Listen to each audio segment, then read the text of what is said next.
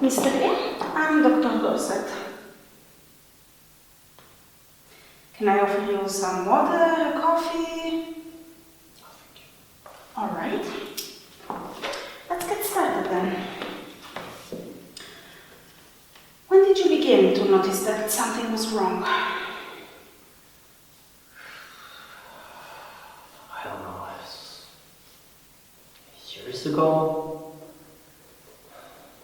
I can't tell an exact date, but it wasn't always like this though. In the beginning, it was just something that you could ignore.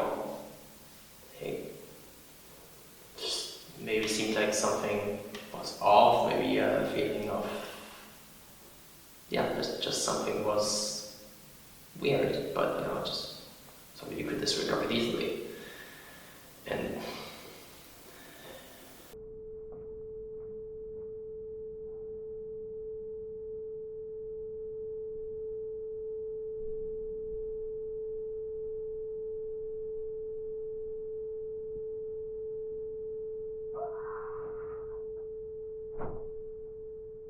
I remember there would be times where I would go down the hall upstairs and just glance at it. And I would get this feeling. Can you describe this feeling? Like there was something up there. Not that I could see it or anything, or hear it for that matter. Which we never did. We never saw or heard anything. There was never a factor in the whole situation.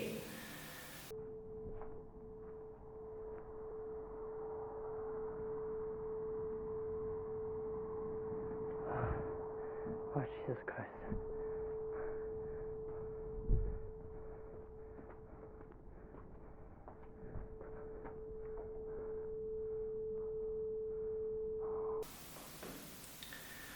The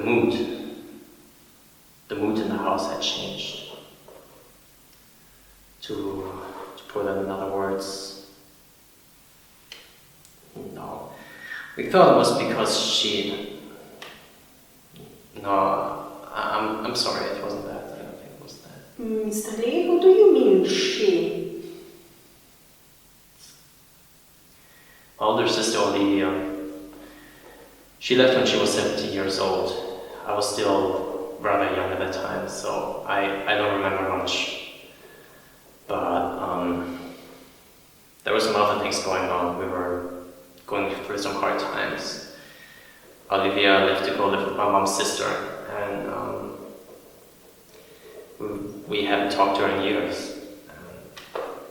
Come to think of it, I wouldn't even be sure how she would look like right now. It's been years, I think. I don't know. Maybe we did start to notice it then. What did you originally notice?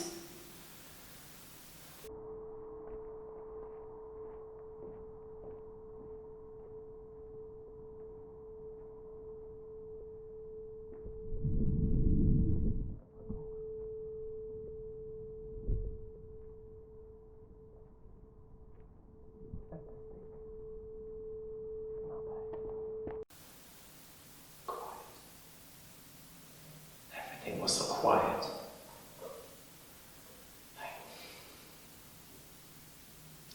It didn't sound like the ambience of a household where 3 kids live.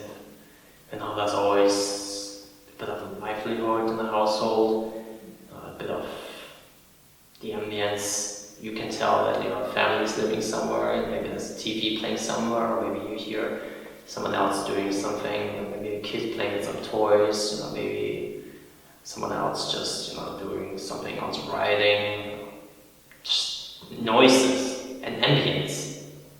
Like there was life going on. Like a family.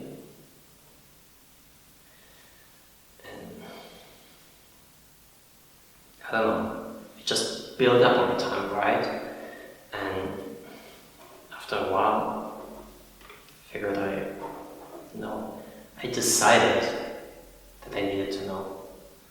So I needed to get up there and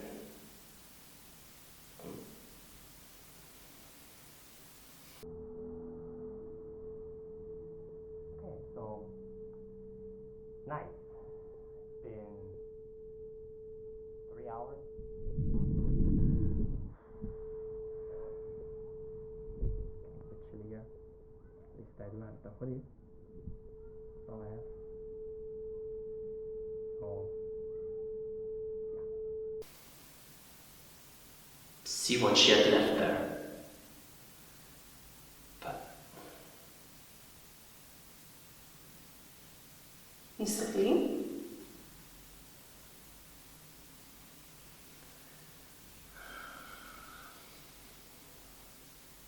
I tried. Can't tell you how many times I tried. I began climbing, opened my eyes, and I would find myself in the living room watching TV, or I would find myself in the kitchen eating a sandwich. I would find myself in my room listening to music, or I would find myself in the garden playing with the dog, or I would just find myself staring at a wall.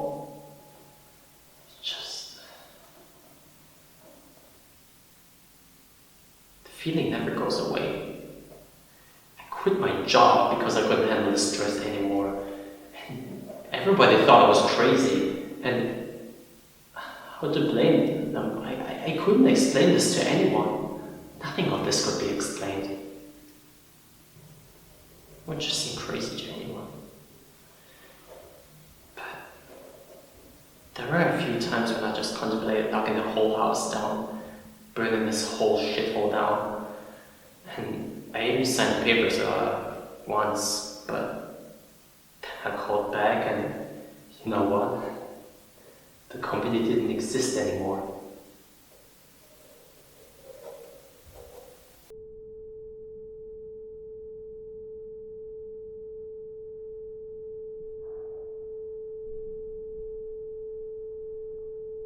Yeah, at least I still have a little bit on my phone. It's down to, I think it was Why didn't you try to just move? You don't think we tried? It was like climbing that fucking ladder. You get halfway up, you push open the door, and you can feel it. But then you're just sitting at the kitchen table.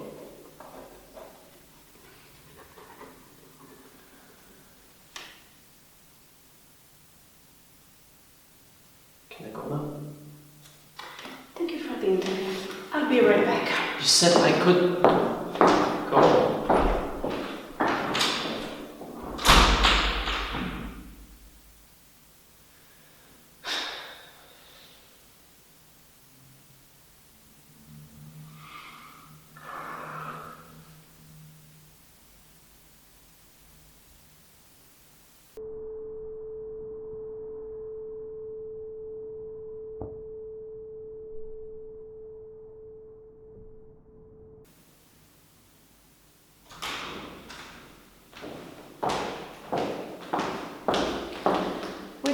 To answer a few more questions, Mr. Lee.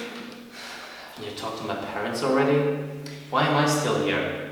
Well, can you tell me anything about why your father wasn't able to articulate anything about SCP-2740? Haven't you been in the house yourself, Tom? I have not, as you can see. Then you wouldn't get shit. We've lived in the house for over 20 years. And we can't even... I told you already, and I'm pretty sure everyone else did. There's nothing we could do about it. It just stayed as it did. We have reason to believe that you have entered the attic We have camcorder footage of you in the attic. Can you confirm this?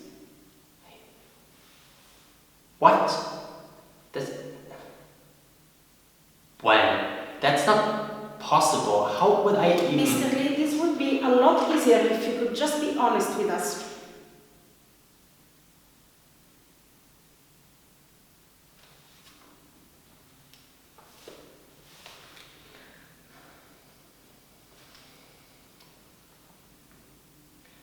I would know how to describe it.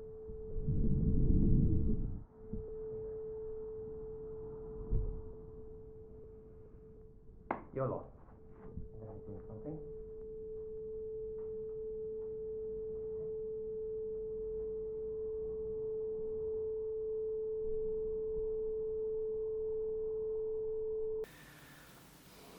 My mom and dad, they've been good parents. I know, as good as parents can be, you know, even the best one can make mistakes.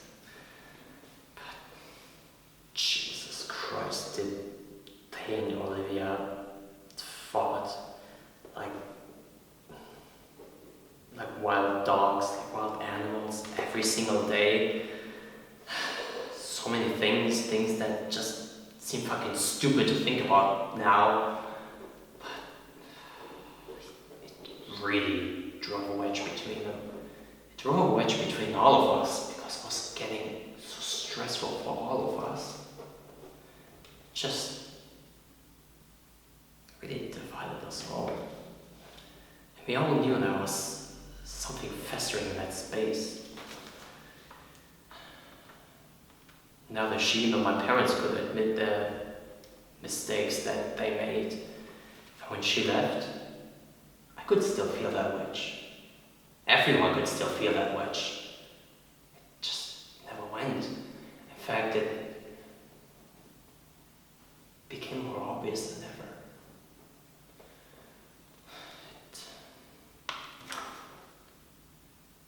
And?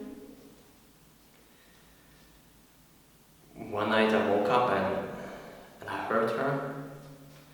I went to the ladder, climbed up into it, and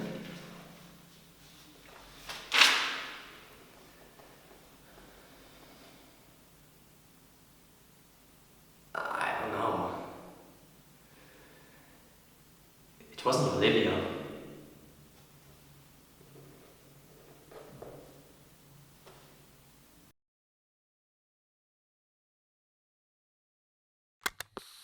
Miss Feldman, what I want to discuss with you is a phenomenon associated with your parents' home, likely located in the upstairs... The attic. I know. I thought somebody would come after me about that. I just didn't think it would be so soon. Are you saying you're aware of this phenomenon? I left my parents when I was a kid, Dr. Garrett. We had always fought. They weren't happy with the choices I had made, the things I believed in, the people I spent time with. There was anger there. So much anger I thought it might suffocate me. When I left, I felt like I could breathe again.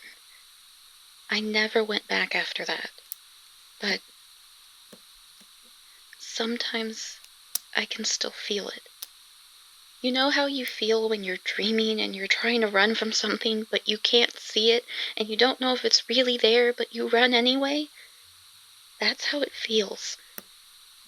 What prompted you to leave your parents? There was one night we had a fight, and my dad was drinking and Mom was even worse off at that point, and I had kept a knife under my pillow for a long time in case something would happen, and they came into my room that night. I don't know what their intentions were, but I drew it and backed them into the wall. The whole thing felt like I was being choked, and that was the first time I heard it. Something moving above me. I dropped the knife and ran, and I didn't look back. Do you know anything about what is in the attic, Miss Feldman? There are always secrets, Doctor. There's only so much that hate can build up in a place before it starts hating you back. I don't know what's in the attic, or if there's anything up there at all, and I don't think I want to.